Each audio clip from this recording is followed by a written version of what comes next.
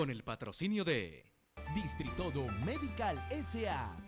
La Salud Plus Droguerías, más para su familia.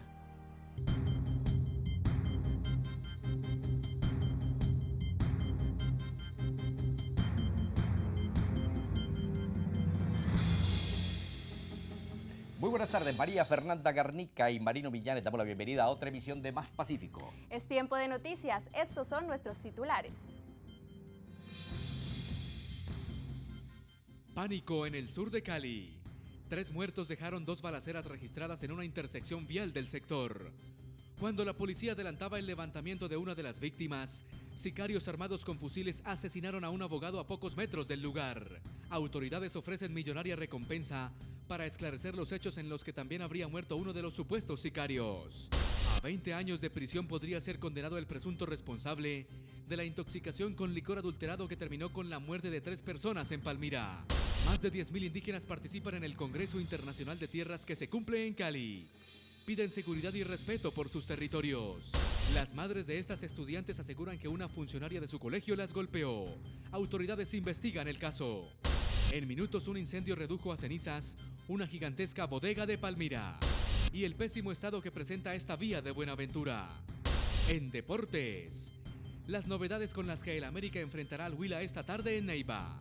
Llegó a Cali el estratega Rubén Darío Insúa, nuevo técnico del Deportivo Cali. Y la pelea de 2 jugadores del Envigado.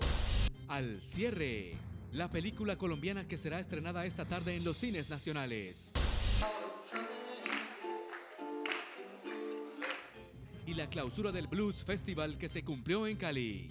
Noticiero Más Pacífico, donde la región es noticia.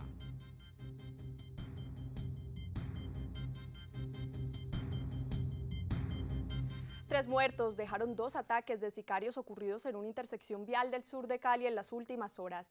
Inicialmente, varios hombres armados con fusiles asesinaron a un comerciante que transitaba por el sector.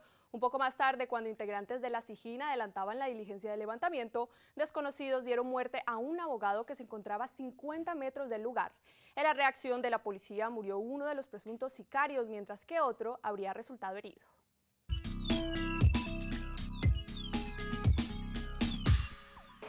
Los usuarios del transporte masivo vivieron momentos de terror al ver que frente a la estación del refugio, 2 hombres fuertemente armados ametrallaron esta camioneta de alta gama que hacía el pare en el semáforo de la calle Quinta con 66. En el lugar un hombre murió y otro que resultó gravemente herido fue trasladado a un centro asistencial. Fue asesinado un abogado, lesionado su escolta. Las unidades de policía judicial procedieron a hacer el respectivo levantamiento. Aquí estamos ofreciendo una recompensa hasta de 20 millones de pesos para las personas que nos den información. Minutos después, y cuando el sitio estaba repleto de policías, al otro lado de la vía, varios sujetos armados con fusiles atacaron a los ocupantes de esta otra camioneta blindada, dejando otra persona muerta y una más herida. Hubo una reacción policial inmediata que permitió neutralizar a uno de los sicarios, incautándole un fusil AK-47 que había utilizado contra sus víctimas. Posteriormente es capturado otro de los sicarios. Estas balaceras despertaron la zozobra entre los caleños, que no se explican cómo en plena vía pública y muy temprano los delincuentes se atreven a cometer sus actos criminales. Según las autoridades, las víctimas eran un abogado y un comerciante. Atemorizados se encuentran muchos de los candidatos a la alcaldía y al Consejo de Yumbo tras las amenazas de muerte que aseguran haber recibido. El crimen de un dirigente político registrado esta semana aumentó el miedo de los supuestos amenazados que ahora exigen garantías para adelantar sus campañas. En Yumbo se respira el ambiente electoral. Cientos de aspirantes a la alcaldía y el consejo municipal ubicaron sus fotos y nombres en las calles de este municipio, tratando de cautivar electores. Sin embargo, en la recta final de las campañas, las amenazas y muertes a candidatos tienen a los yumbeños en una situación de zozobra y miedo. En Yumbo hay una sacia de poder, y ese poder es el que conlleva el conflicto. El asesinato del diputado y candidato a la alcaldía de Yumbo, Fernando Vargas, el asesinato de Mario Bejarano, hermano del exalcalde de Yumbo y aspirante a la asamblea Carlos Bejarano, junto a las amenazas de candidatos a la alcaldía como Moisés Orozco y Fernando Murgueitio y de aspirantes al consejo, alimentan cada día el temor en las campañas.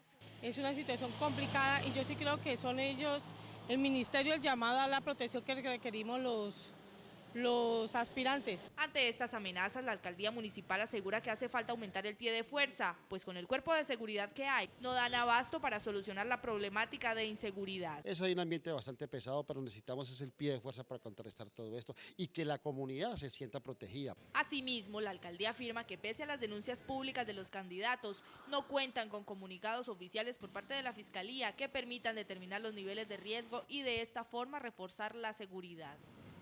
A 20 años de prisión podría ser condenado José Orlando Castillo Valencia, el hombre que habría fabricado y vendido el licor adulterado que le ocasionó la muerte a 3 personas en Palmira. Juan Carlos Villani estuvo en la audiencia pública en la que se le adelantó legalización de su captura. Este es el hombre capturado por las autoridades y acusado por la Fiscalía de ser el presunto responsable de la muerte de 3 personas y la intoxicación de otras 8 por consumir licor adulterado en un establecimiento nocturno de Palmira. José Orlando Castillo Valencia fue capturado porque al parecer se dedicaba a la fabricación y distribución de licor adulterado en su vivienda, en donde días después de las muertes por intoxicación se encontraron elementos probatorios suficientes para imputarle los cargos de homicidio doloso, corrupción de alimentos y ejercicio ilegal de actividad monopolística. Los elementos materiales de prueba que recauda la policía y la fiscalía son tan contundentes que lo vinculan directamente con la distribución de este licor adulterado. En la audiencia, un fiscal narró que Castillo Valencia surtió con su licor artesanal este establecimiento nocturno el viernes 16 de septiembre, horas antes de que se presentara la intoxicación masiva. También relató que en su vivienda se encontraron, entre otras cosas, este cuaderno donde estaba escrita la fórmula para producir aguardiente blanco del Valle adulterado, muy diferente al que produce la industria licorera del Valle. Asimismo, el fiscal advirtió que una vez conocidos los hechos, José Orlando Castillo no se presentó ante las autoridades para relatar que fue él quien llevó el licor adulterado a este establecimiento y por eso la policía tuvo que capturarlo. La familia de Mayarlín Castillo, una de las víctimas por la intoxicación masiva de Palmira, quien se salvó milagrosamente de morir, exige justicia para que este caso no quede impune. No sé, la justicia debe actuar. La Dirección de Rentas del departamento también celebró esta captura. Ahí hay muchos intereses, hay mucho movimiento, hay muchas cosas. Yo no me atrevo a señalar porque pues no tengo la información real, pero sí es un negocio y es un negocio fuerte. Castillo Valencia fue enviado a la cárcel y podría pagar una pena de entre 6 y 20 años de prisión. El secretario de Salud del Valle, Alejandro Solo Nieto, también se refirió a la captura y judicialización de José Orlando Castillo Valencia, presunto responsable de la intoxicación masiva con licor adulterado que se presentó hace 2 semanas en Palmira. Es muy importante la captura que se ha dado porque ayuda a desmantelar estas redes que permiten que se comercialice veneno, que permiten que se ponga en peligro la vida de la comunidad. Aparte de eso es importante que empiece a haber consecuencias fuertes para que se desestimule el inicio de este tipo de actividad clandestina. Igualmente, aunque es una muy buena noticia que las autoridades hayan avanzado en el tema, no podemos perder la oportunidad de volverle a hacer el llamado a la comunidad de no consumir ni permitir que se consuma licor adulterado. Y en otras noticias, más de 10.000 indígenas de Valle, Cauca y Nariño participan en el Congreso Nacional de Tierras que se cumple en la Universidad del Valle. En la Minga, los nativos exigen el respeto por sus territorios y mayor seguridad para sus comunidades. Con el Congreso Nacional de Tierras, las comunidades indígenas buscarán fortalecer su soberanía sobre el agua, la energía y sus tierras, las cuales denuncian son explotadas por multinacionales. En Caldono, Cauca, de donde venimos nosotros, sobre las riberas del río Mondomo han llegado empresas mineras ilegales a extraer los recursos que por tantos años hemos defendido. Otra problemática del pueblo aborigen es la violencia que viven en sus territorios a manos de los grupos armados. En Suárez, Cauca, desde hace 4 días se libran fuertes enfrentamientos en medio de la población civil y hay desplazamientos en este momento. Estos son algunos de los cambuches improvisados que los más de 10.000 indígenas han armado aquí en la Universidad del Valle. En ellos estarán hasta el próximo lunes, cuando culmine el Congreso Nacional de Tierras. El 3 de octubre, los 10.000 indígenas se movilizarán hacia Cajamarca, en donde darán a conocer las conclusiones de esta minga que se realiza en Cali. Desesperados por el mal estado de sus calles, habitantes del nororiente de Cali bloquearon por más de 3 horas las principales vías del sector, impidiendo el paso de vehículos particulares y buses del Mío. Sofi Plaza con los detalles. Con pancartas y megáfonos, habitantes del norte de Cali bloquearon la quinta, realizaron una cadena humana y cerraron durante 3 horas el paso vehicular. Protestaban por el mal estado de las vías y le exigían al alcalde cumplir con sus promesas. No queremos seguir y no queremos volver a tomarnos esto porque lo vamos a hacer con más rigor. Necesitamos que los impuestos que nosotros pagamos se vean a dónde están metidos. Según la comunidad, los arreglos que se han hecho no han servido y las vías están peor y el nivel de accidentalidad aumentó. Por favor, nos solucionen esta vía que lleva más de 2 años. Queremos que ya esto no aguanta un reparcheo, eso hay que levantarlo. Mientras la vía permanezca en mal estado, los habitantes del sector aseguran que continuarán bloqueando la calle en las horas pico, evitando el paso por esta vía que comunica el norte con el sur de la ciudad. En total deterioro se encuentra la vía alterna interna de Buenaventura, una obra que costó 150.000 millones de pesos y que fue construida para descongestionar el puerto y agilizar el envío de mercancías. Este es el tema de hoy en nuestro Reportero Ciudadano.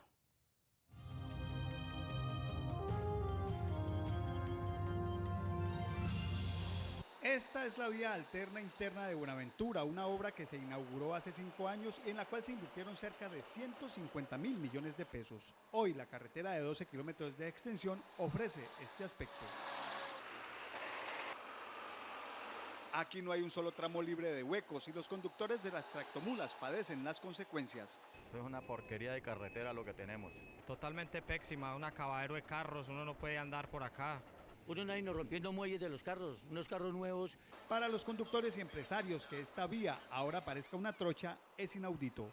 Construida con un retraso de 4 años y a enormes costos, la carretera ahora requiere multimillonarios recursos para recuperar su capa asfáltica.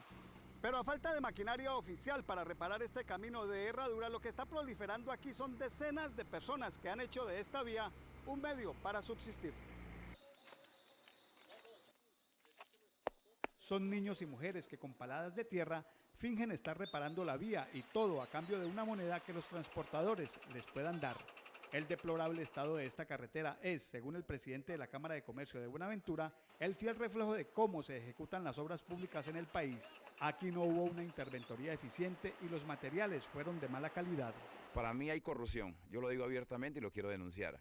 La obra fue construida por la firma Conalvías y pretendía descongestionar el tráfico de tractomulas en el puerto. Esa vía no es una vía para un puerto competitivo. Pese a las denuncias de los empresarios, ningún organismo de control ha iniciado investigaciones. Mientras tanto, el puerto seguirá teniendo este camino como la vía que lo conduzca al mercado internacional. Y la siguiente es una mención comercial. Gracias por demostrarnos que dejar las excusas y ser parte de los millones que ya usan la inteligencia vial vale la pena. Vámonos a comerciales, pero al regresar espere las novedades de América, que buscará un triunfo de visita ante el Huila, la llegada del nuevo técnico del Deportivo Cali, Rubén Darío Insúa, y toda la información deportiva. Ya regresamos. Genial.